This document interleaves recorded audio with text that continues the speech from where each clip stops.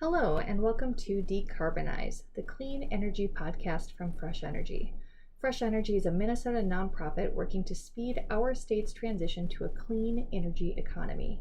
My name is Joe Olson. I do communications here at Fresh Energy, and I'm here today to share with you a recording of the recent webinar that Fresh Energy hosted in partnership with the Minnesota Center for Environmental Advocacy, MN350, and the Center for Climate Integrity. In the webinar, we dig into why the lawsuit is happening, how the process works, and what comes next. And with that, I'll begin the recording. Thank you for tuning in. Hello, everybody. I'm Michael Noble, and I'm the Executive Director of Fresh Energy in St. Paul. And I'm here today with colleagues J. Drake Hamilton, also of Fresh Energy, the Science Policy Director. And we have Sam Grant, who's the Executive Director of Minnesota 350. And we're also here with Joy Anderson, who's a Senior Staff Attorney at the Minnesota Center for Environmental Advocacy. And we're here with Alyssa Joel, the Legal Director with the Center for Climate Integrity. I think we have almost 100 people here today. We have you on mute. Our conversation is going to be about the Attorney General Keith Ellison's lawsuit on behalf of the state of Minnesota against the climate polluters, ExxonMobil, the American Petroleum Institute, and Koch Industries. We're going to dig a little bit deeper into what's happening here in Minnesota, what the legal issues are with this case, and then we're going to step back from Minnesota and we're going to take a look at the same issue on a national landscape. So before launching in, we're going to keep all the presentations tight and keep the whole event to end on time. I want to first just acknowledge that Climate Integrity is a national organization who leads on this kind of climate liability, climate litigation, and they brought this concept of Fresh Energy in the fall of 2018, and Fresh Energy helped put this idea in front of Attorney General Keith Ellison shortly after he was sworn in. We worked with the University of Minnesota's law school to assemble the legal theories behind this, and we worked, J. Drake Hamilton led a team of ecologists and economists at the university to assemble what all the climate damages are that Minnesota faces from global warming. And Attorney General Keith Ellison started considering this possibility as early as the fall of 2019. And Attorney Lee Curry on the Attorney General's staff and Pete Serto have basically been working on this full time over the last few months. So just wanted to kind of tell you the genesis of this event. So we're going to keep our presentations down to a total of 30 minutes, dedicating the last 15 minutes to your questions, and Joy will moderate the question and answer.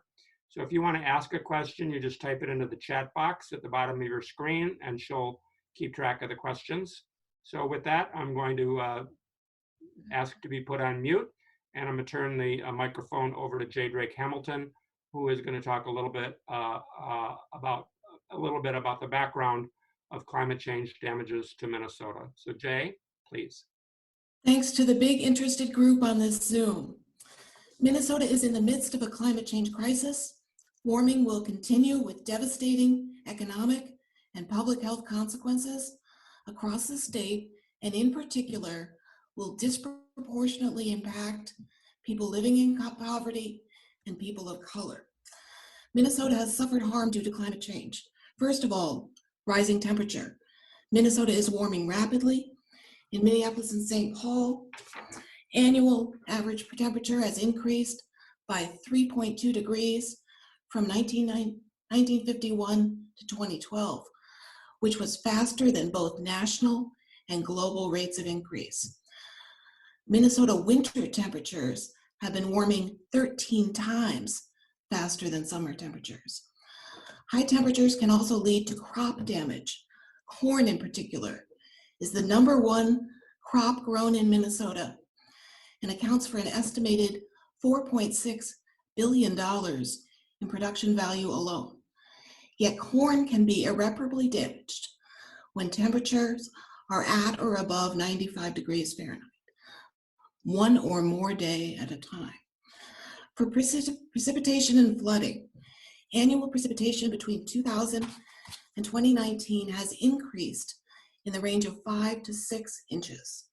Some of Minnesota's precipitation events have been like none other than we previously observed. We are in some new territory. Statewide, Minnesota experienced a 42% increase in the heaviest rainfall events, the top 1% between 1901 and 2016. Minnesota has had 10 mega rain events between 2000 and 2016. This has led to increased and more damaging flooding. The 1997 Red River of the North flood in Minnesota was the most severe flood of that river since 1826, with damages in the region estimated to cost $3.5 billion. The state of Minnesota and communities in Minnesota paid for a portion of the damage relief not covered by federal disaster relief. In 2007, Minnesota provided, in 1 year, $165 million in disaster relief due to flooding. And yet again, in 2010, the state paid $80 million. And again, in 2012, the state paid another $160 million due to flooding. In infrastructure, Minnesota has aging transportation infrastructure that is further stressed by increases in heavy precipitation events. The expected continued increase will affect access to roads and the viability of bridges in our state.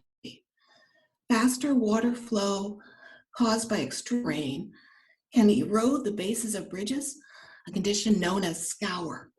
The EPA estimates the annual cost of maintaining current levels of service on Midwestern bridges from climate damage at about $400 million per year starting in 2050.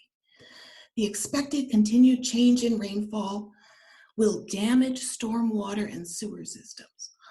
Water treatment systems and pumping stations will require upgrades to withstand future conditions. In 2020, Governor Walz requested $293 million in the state bonding bill for water infrastructure upgrades needed because of climate change. Minnesotans who are Black, Indigenous, or people of color are most concerned about climate change because of water damage to their homes, water supply, and drinking water contamination. Now, what about public health? Health impacts of climate change and associated harms and costs include impacts from extreme heat, increased challenges with allergies and pollen, asthma, and vector-borne diseases. Let's drill down for a minute on asthma. Asthma disproportionately impacts children, women, African Americans, and people with low incomes. 1 in 4 kids and 1 in 13 adults currently have asthma. In 2014, asthma cost Minnesota an estimated, get this, $669.3 million in 1 year. In 2014, in 2016, there were 18,200 emergency room visits and 1,900 hospitalizations for asthma in Minnesota.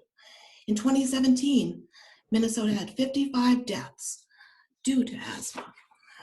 Climate change is expected to shift the geographic range of disease-carrying insects and pests, exposing more Minnesotans to ticks that carry Lyme disease and mosquitoes that transmit viruses such as West Nile virus. Incidence of tick-borne illnesses in Minnesota increased 742% over a 16-year period starting in 1996.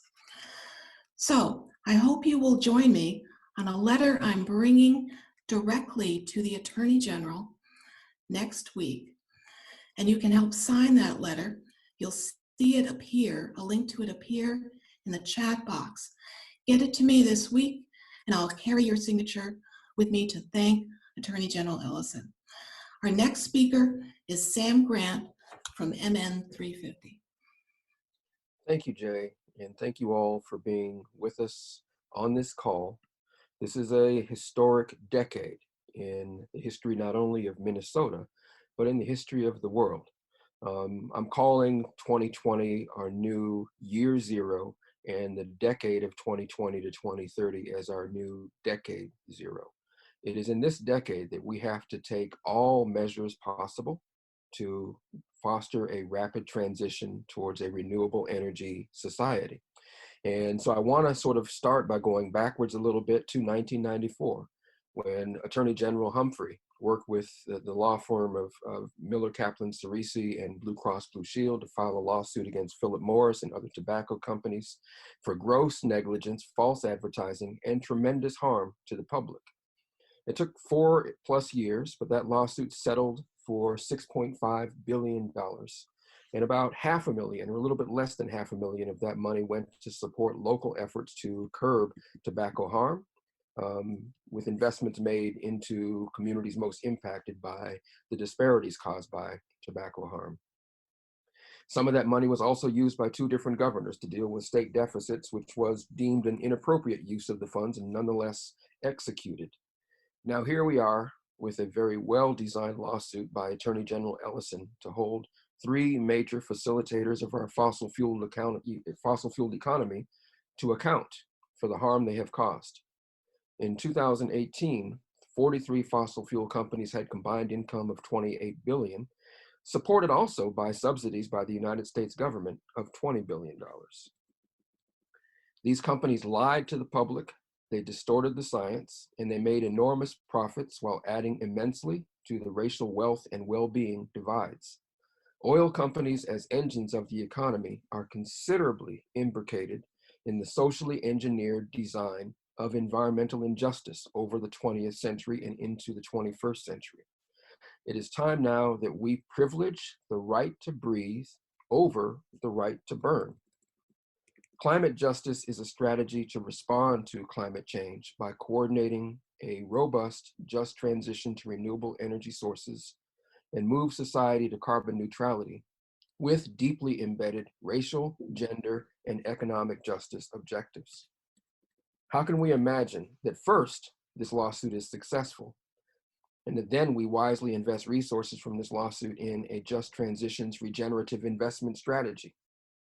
To access support from this strategy, you would have to center strategies that close quality of life gaps for BIPOC, LGBTQ, women, and low-wage workers and the unemployed, and engage these populations on career and enterprise pathways that not only directly benefit them now, but situate them as our leading facilitators of a deeply democratic, self-determined, equitable, decarbonized future. Here are some ready-for-the-garden initiatives that I'm imagining we might propose if we win this settlement. Let's say when we win this settlement. Invest directly in BIPOC enterprises in the renewable energy sector, the circular economy sector, the agroecology sector, the healthy housing sector, and the environmental justice sector. Invest directly in community initiatives to self-define strategies that tangibly reduce environmental justice overburdens, work towards zero residents in poverty, develop an ecological commons in every city, facilitating continuously productive urban landscapes that reduce heat island effects, create insect pollinator corridors throughout all communities, increase the range and quality of outdoor spaces for common enjoyment, replace roads for cars with walkways, bike paths, and public transit corridors, prioritize investments in renewable energy in most impacted communities so that what it means to live in a formerly poor environmental justice overburdened community in 2020 is that by 2050, you live in a beautiful, safe, healthy, prosperous, local living economy with free energy. A climate reparations community development account would match public and private dollars to support community design solutions to ecological and social regeneration.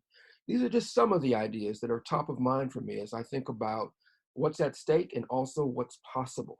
So I want you all to join with Jay's suggestion that we all sign on to that letter thanking Keith Ellison for this significant and necessary step. And I want us to do all we can as citizens and Earthlings to fight hard and wisely for the well-being of the planet and all people. And I thank you for your time. And now I want to pass to my colleague, Joy, who is going to talk to you about some of the nuances of this lawsuit. Joy. Thank you so much, Sam. So I'm Joy Anderson, and I'm a senior staff attorney at Minnesota Center for Environmental Advocacy. And I'm going to dig in a little bit on the legal issues of this lawsuit. So the focus of the lawsuit is that defendants knew of the dangers of climate change as early as the 1960s, but they hid this information from the public and made false statements about climate change and its effects. They asserted that climate change was unproven or uncertain, or that the effects wouldn't be that bad. And at the same time, they funneled hundreds of millions of dollars to groups that denied or undermined climate change and climate science. And this deceptive behavior caused Minnesotans to buy more oil and gas than they would have if they'd known the truth. So I want to talk briefly about two things: what the claims are in this lawsuit and what remedies the lawsuit is asking for. So first, what the claims are not. This lawsuit is not to prove that defendants caused climate change. And that makes this lawsuit a little bit different from a lot of others that have been going on around the country, as our next panelist will discuss. Instead, this lawsuit focuses on defendants' deception of consumers about climate change. The Attorney General has brought 5 claims, including a claim for fraud and misrepresentation, and a claim for failure to warn as a manufacturer of a dangerous product. But the 3 that I think are at the heart of the case and that I would like to talk about today are 3 claims based on Minnesota's powerful consumer protection statutes. And that's the Minnesota Consumer Fraud Act, the Minnesota Deceptive Trade Practices Act, and the Minnesota False Statement in Advertising Act. These statutes are intended to provide broad protections for the public. They are easier to prove than a general kind of fraud claim that you might bring outside the consumer context. And they give the Attorney General powerful tools to right wrongs against consumers. These statutes have slightly different elements based on the language of the statute, but for all 3, generally, the Attorney General will have to demonstrate that the defendants made false or misleading statements of fact in connection with sales of their products. You also have to show some level of intent, either that the intent was that the defendants had the intent to sell their products to customers by making these statements, or that they intended that customers rely on these statements, some level of intent around that standard, which depends a little bit differently on which statute you're talking about. So now, once these claims have been established, what can Minnesotans receive? Under these statutes, the Attorney General can get multiple different remedies, and that's why these statutes, these consumer protection statutes, are so powerful. So let's talk about what the lawsuit asks for. First, it asks for an injunction, which is an order to the defendants to stop all of their false statements and deceptive practices. And if they violate that, they will be in contempt of court, which is not something that you want to be. That opens up a whole nother box of worms for them. The court can also order disclosure of documents, order that the defendants release all the documents they have relating to climate change. And this is something that oil companies have fought very hard against in other climate change related litigation. So it seems quite possible that there are other documents out there that still reveal more about what the oil companies knew that they do not want the public to have. The lawsuit also asks for the funding of a corrective public education campaign for Minnesotans about the true effects of climate change. And this is a really interesting idea, because the harm to Minnesotans was that Minnesotans believed false things about climate change. To remedy that, the defendants would have to fund an education campaign so that Minnesotans would actually learn about the true effects of climate change. The lawsuit also asks for civil penalties which are like a fine that is paid to the state for a violation of the law. And these can be very substantial. The law calls for a civil penalty of up to $25,000 for each violation of the law. And a single violation of the law can be a single misrepresentation to a single consumer. And so if you add all those up over the history of time that we are talking about with the climate change denial, that could be an extremely large amount of money. The state's also asking for money damages. They're asking for restitution for harm to the state. And they're also asking for something called disgorgement of profits, which is all the money that the defendants have made based on their violations of the law has to be paid back to the state. So the defendants here should not be able to benefit from the fraud that they have perpetrated on Minnesotans. And finally, the lawsuit is asking for attorney's fees, which again, this is likely to be a long, hard-fought litigation. And I know that the Attorney General is gearing up for a long, hard litigation. And if they win in the end, they can get attorney's fees paid for all of that time, which again will be very substantial. The complaint doesn't ask for a specific amount of damages, but Attorney General Ellison has stated in the media, he's agreed that it could be within the ballpark of what the tobacco litigation was, which, as Sam mentioned, was about $6.5 billion. So that's a little bit about our lawsuit and how it's going to work. Next, I'm going to hand things over to Alyssa Joel from CCI, who is going to talk about how this fits in with climate change litigation around the country. Thanks, Joy, and thanks to all who organized this. It's a pleasure to be here with you today, and congratulations on this tremendous success. As Joy mentioned, I wanted to sort of position this lawsuit and in the broader national landscape, where this fits in national climate accountability efforts. And while the Minnesota lawsuit is certainly unique, it's not the first of these suits that has been brought. There are now 18 lawsuits total that fit into this broad category of climate accountability lawsuits, from California to Colorado to Hawaii to Rhode Island, all across the country, and many places in between. These lawsuits have been filed. And as Joy mentioned, there are different legal theories that are being brought in these cases. The primary legal theory that's been floated has been public nuisance and other common law tort theories. And they're advancing on the premise that they're looking to the fossil fuel industry as the manufacturers of a product that they put into the stream of commerce, and that product has caused severe damage despite the knowledge that they had about the causes and consequences of climate change. So with that knowledge, they're trying to seek the costs of infrastructure, whether it's new infrastructure or improved infrastructure and other adaptation costs, and trying to recover those damages. The fraud suits, the consumer protection suits like Minnesota had brought last week, as well as the District of Columbia, these are premised on consumer protection and other theories, and it really speaks to the denial and the misinformation. But I will say, although these are different legal theories and they're advancing in different procedural ways, the narrative is one and the same.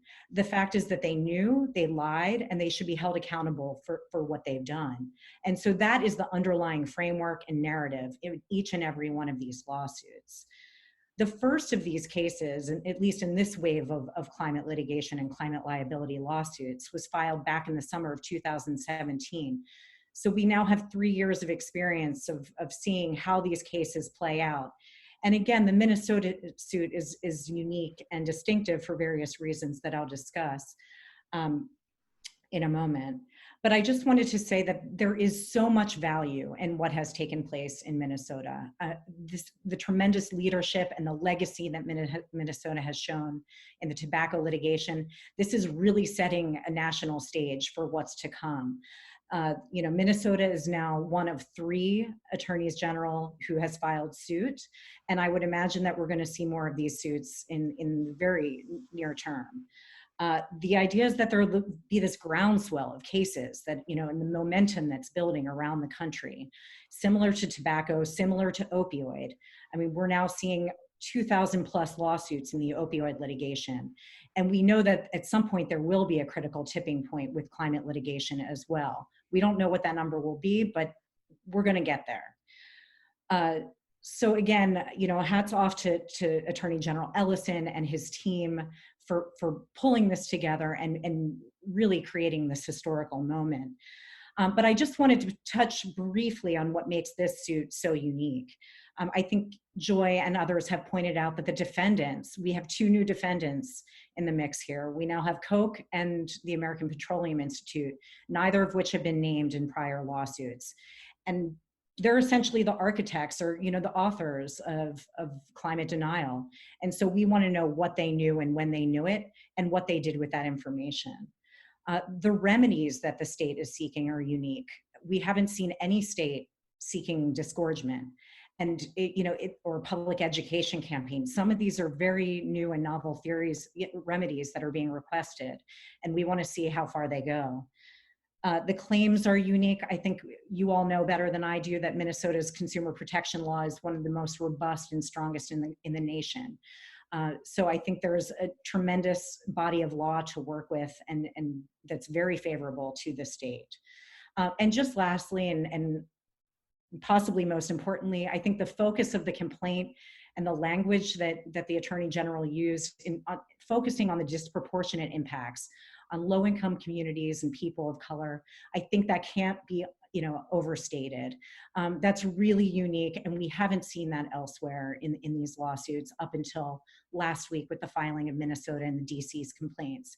So I feel like not only are the lawsuits evolving and developing, the language and the rhetoric behind them is evolving as well. And I think that's so powerful and exciting to see. So thank you again. And now I think I'll turn it back to Joy for questions.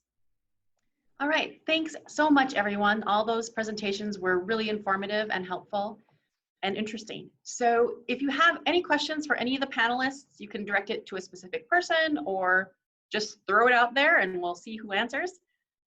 Please enter them into the chat box. So we have our first question.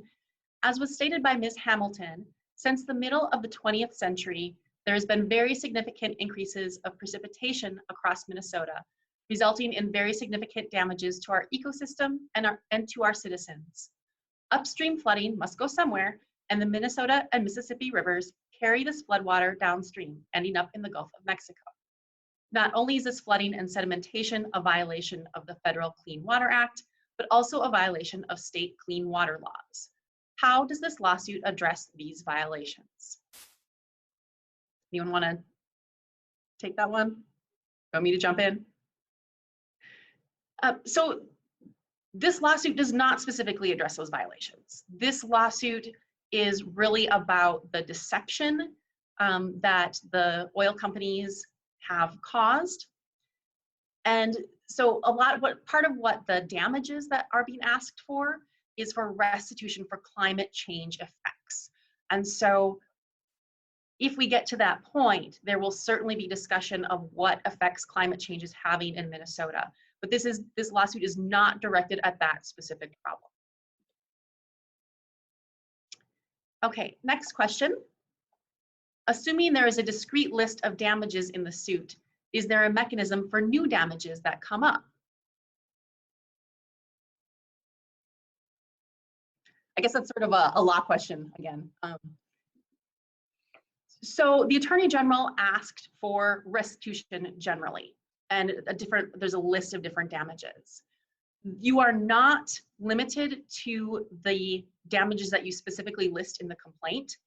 As the lawsuit goes forward, there will be discovery during which the parties will get more information about what the effects of climate change are and what the oil companies knew. And what will have to be, the Attorney General will have to prove those up at trial. And so you're not limited to just what's in the complaint. Once you get to trial, after you've had all this information disclosed, that's when the Attorney General will have to prove the damages. And even if there are new ones that aren't included in the complaint, that is okay. Okay, next question. How can environmental and other related nonprofits support this process? Maybe that's one for Jay? Yes, and in the chat box, we have included all the websites of every organization on this call. They are rooting out information to you now, and you can support those organizations and others in Minnesota. Thank you. And I would add to what Jay has offered that I think that, so I appreciate the question, Kyle, and I think that nonprofits should begin to do what I did on this call and imagine how we might collaborate for putting all of our resources and creative energies to task to mutually create a just transition strategy. So I think that nonprofits need to begin to have that dialogue with each other now. I mean, it's already been happening, but I think we need to escalate the level of creative investment we're making in that so that we are ready for this. And I think that we also ought to begin maybe seeding a climate reparations trust fund ourselves through nonprofits, and all of us begin to take 5% of the revenue we get into our organizations and put it into this trust to support the designs we collaboratively figure out. Thanks. Okay, next question. Is there any place we can donate to in order to support this lawsuit? I imagine it will still be very costly even with a government's funding. Is the ACLU involved in any way? Panel? Well, I think it should be mentioned that the legal bills will be absolutely massive, but I think private law firms will be assisting the Attorney General in the development of the case, and will be doing it on contingency, hoping, to win the case and have costs recovered at the end. I don't know if that's, this basically cannot be funded entirely by government nor by philanthropy. So there's a lot of private sector, private law firm appetite for participating with the AG as a partner. So, I think if people want to donate to the organizations they're connected to or that they appreciate, the dollars will not typically be going to the legal fees. They'll be going to supporting the Attorney General, as Sam has highlighted, building the public will for a just transition for dollars when the lawsuit is won, helping to amplify the messages that, the basic message of the story is that these companies are the architects of climate denial and they're being held accountable by the state of Minnesota. That narrative has to get out there and start to click in the mind of the public. We have polling data says the public supports us on this, but that's where charitable contributions will go. And a lot of the groups on the call here and 3 or 4 other groups in Minnesota are being supported by the Center for Climate Integrity for their local voice and their local support. But there's a modest amount of private philanthropy in this conversation right now, and generosity of people on this call is welcomed by all the groups who are working on it. Thank you. So next question, can other state AGs sign on or file their own suits? Maybe we'll throw that one to Alyssa. Sure, absolutely. I wouldn't say that the AGs could sign on to this lawsuit because it's very particular to Minnesota and to the fraud and deception that Minnesotan consumers have experienced. But they could absolutely file their own complaints in their own states under their own state consumer protection laws. DC, Massachusetts, and now Minnesota have all filed suit. Rhode Island has filed under a different legal theory. So absolutely. Okay, next question. Do taxpayer subsidies play into the lawsuit? Is there governmental responsibility to listen to independent scientists' warnings on climate change? I'm not sure I know what that second part means. As was just discussed, The lawsuit is being brought by the Attorney General, and the Attorney General's salary is paid by the state, by the taxpayers, but there's certainly going to be private contributions from other law firms as well. Okay, next question. What is the anticipated timeline for this litigation? And is there potential to disincentivize the Line 3 replacement? I can talk about the timeline for the litigation part. And the short answer to that is a long time, but we don't know how long. It's very likely that the oil companies will bring motions right away, motions to dismiss, motions to get this moved to federal court. And so they are going to want to drag this out as long as possible. So I would anticipate at least several year timeline. I think it was mentioned earlier that the tobacco litigation was 4 years, and that didn't even go to trial, that's settled. So I would expect multiple years. Can someone else answer the Line 3 question?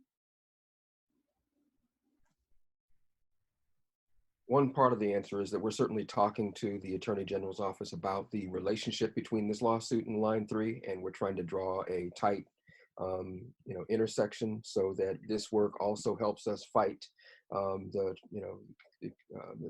help us block pipelines here in Minnesota, including Line 3.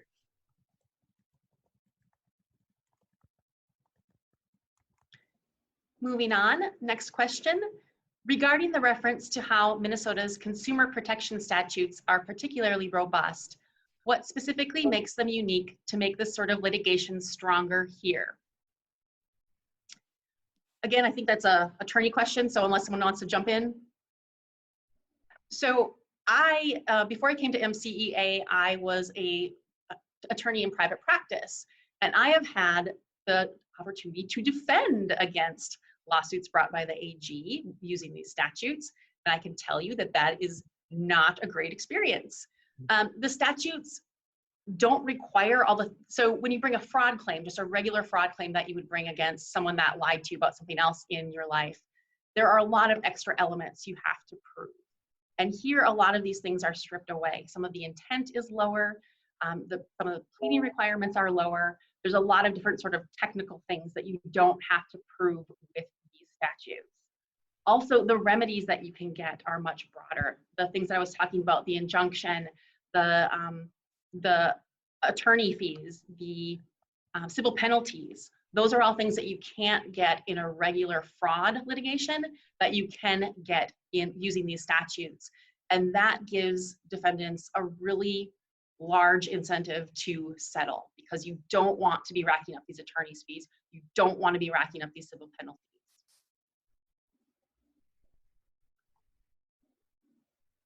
Next question. Would a new Attorney General be required to continue this suit if Ellison isn't reelected in 2022? It seems very possible that Exxon, Koch, API, and Republicans in general would throw resources into electing a friendly Attorney General in 2022. Who wants to take that one?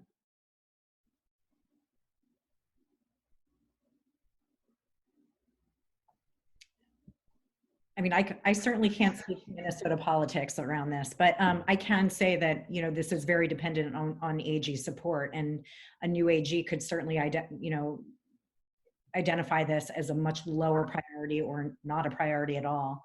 So it could look fundamentally different. So I would certainly think that this is something to have on your radar.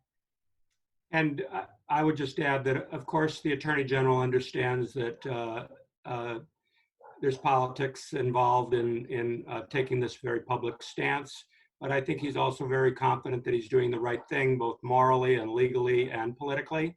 I don't think he's troubled or wondering or confused about whether this is the right thing to do. If you saw him speak on television on this subject or at the press conference, you could see he has a very high level of confidence that this is the right thing to do. And, you know, every politician's job is to do the right thing and try to figure out how to get elected at the same time, reelected at the same time. So I don't think Attorney General Ellison is different than that. But we have a very strong polling data that shows that broad range of Democrats and independents and Republicans would support a politician who takes the burden off taxpayers by putting the burden back on the polluters If the polluters cause the damages and polluters cause the problems, why should taxpayers have to pay for it? And Keith has stood up for all of us with putting this lawsuit forward. So it's incumbent on all Minnesotans who recognize the importance of this to stand with him and make sure that this lawsuit continues. So I think that we have to make sure that a target cannot successfully be put on him because he's done great service to the state.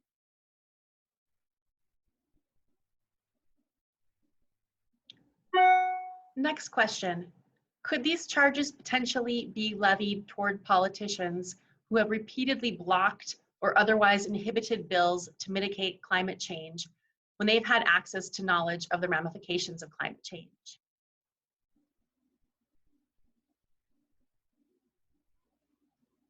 I can jump in on this one. I feel like I've been talking a lot, so I'm trying to make sure that I give other people a chance to say something. So this is based specifically on the oil companies and what they knew and the studies that they had done, the science that they had that told them that there is a consensus about climate change, that it is happening, and that they sold products based on those statements. So the issue with bringing these same kinds of claims against politicians is that these statements that the politicians make are not in connection with sales of products. So that makes them different. And so you can't use the consumer protection kinds of lawsuits against the politicians. Anyone else want to chime in there? Okay, next question. Is the state legislature increasing funding to the Attorney General's office for additional staffing?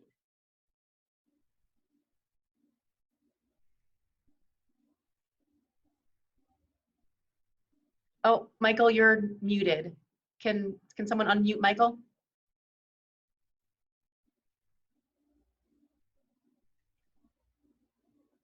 I put myself on mute, but the host has to unmute me. I'm trying to save you from the neighbor's dog. I think the short answer is that, right now we're in a difficult time legislatively. The legislature has to meet every 30 days in special session while the governor retains his special powers authority. The Constitution or the state law requires that they convene. I don't believe there'll be any discussion of increasing the Attorney General's revenue or budget as a result of this, at least this legislative session, potentially future legislative sessions.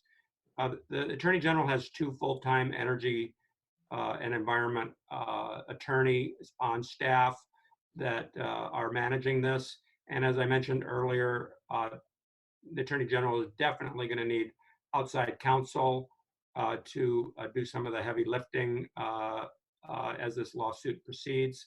So I think the Attorney General is planning on litigating this, contest with the budget that he has. Although, like any public official, he probably appreciate a better budget. So I don't think anything is contingent on the state legislature awarding more budget authority to the Attorney General's office. Next question. Are other parties, like local governments, able to sign on to the lawsuit? Again, I think it's a lawyer question. The consumer protection statutes specifically authorize the state attorney general to bring these claims. So I'm not saying that it's not possible for local governments to sign on. There certainly might be a way for that to happen, but these consumer fraud claims are specifically need to be brought by the AG's office.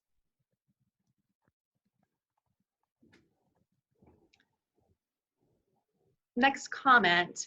It would be incredible to get municipalities involved and backing this. St. Paul itself is already being hit hard by the effects of climate change. I imagine we could potentially get the city council interested in throwing their hats into the ring. That's sort of more of a comment, but any panel, anyone that wants to add to that? Just to say that I think, there could be parallel efforts going on. There certainly could be lawsuits brought by municipalities and then others brought by the state. We haven't seen that play out yet in other states, but I think we're likely to do so. I mean, for example, in California, there are 8 municipalities that have brought lawsuit, and we're very interested to see what the California AG, whether Becerra will move on this or not. But they've been looking at and investigating the issue for some time. So it's likely that we will see this play out with it happening on multiple levels. Thank you. Next, is there a possible liability due to shareholders because this fraud could and now has led to such mega lawsuits? And Alyssa, do you want to talk about the New York lawsuit? Sure. I mean, there was a lawsuit. I'm just looking at the question. Sure. Yeah. Yeah. I mean, the New York lawsuit was essentially a similar lawsuit, but it was brought under an Investor Fraud Protection Act rather than consumer fraud. That suit was unsuccessful, but there are other lawsuits in which shareholders have brought suit against Exxon and some of these other major fossil fuel companies for their failure to disclose information about the risks associated with climate change to their investments. These lawsuits are ongoing, and it will be interesting to see. But I think what you're asking is actually something different, is whether the lawsuit, the Minnesota and other types of lawsuits that are seeking to hold these companies accountable, whether that would then be passed on to the shareholders. I don't think that that's necessarily how it works, although the shareholder value is certainly going to go down as these companies face bankruptcy at the end of the day. So, I think there will be an impact to shareholders, and they should be watching. And there have been a number of shareholder resolutions calling for action by these companies and for them to be forthright and to put forward 1.5 or 2 degree plans. So there is shareholder advocacy and action from the inside, but it's an interesting question that you pose about whether they would be held liable. My sense is that the answer is no, but it will play out in other ways. Okay, thanks everyone. We are a little bit over time. One quick last comment. Follow up to politician question. If it was not about consumer protection, but about lying to the public, would it be possible to charge politicians? What if they took money from the companies to pursue policies or perspectives that denied or ignored climate change? I mean, that's a different lawsuit, but certainly I don't want to say that that couldn't be brought, but that is a different lawsuit than what's been brought here, is what I would say to that. Thank you so much, everyone. That is all the time we have. We appreciate you spending your lunch hour with us to hear about this lawsuit. You will be hearing again from all of our organizations, I'm sure, about this lawsuit as it moves forward. I hope that if you have more questions, you can reach out to our organizations, look at the complaint, look at our organizations online for more information. And thank you all so much for your time. Thank you for tuning in to the audio recording of our webinar. You can stay up to date on Fresh Energy's work via our blog at fresh-energy.org or follow us on social media. In the meantime, thank you everyone for listening and subscribing to our podcast. You can support Fresh Energy's work by making a donation today. Visit our website at fresh-energy.org and click Donate in the upper right corner. Thanks for listening.